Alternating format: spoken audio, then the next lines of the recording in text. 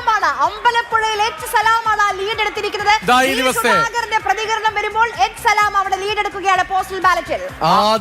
ആലപ്പുഴ നഗരസഭാ മേഖലയിലാണ് വോട്ടെണ്ണൽ. പക്ഷേ ഇത് EVM-ൽ നിന്നുള്ള കൗണ്ട് അല്ല, പോസ്റ്റൽ ബാലറ്റിൽ നിന്നുള്ള കൗണ്ടാണ്. ആദ്യത്തെ ഫലസൂചന അമ്പലപ്പുഴയിൽ നിന്ന് LDF 2 സീറ്റിലും UDF 1 സീറ്റിലും ലീഡ് ചെയ്യുന്നു. ആദ്യത്തെ ഫലസൂചനകൾ വരുമ്പോൾ കേരളത്തിൽ LDF 2 സീറ്റിലും UDF 1 ലീഡ് ചെയ്യുന്നു.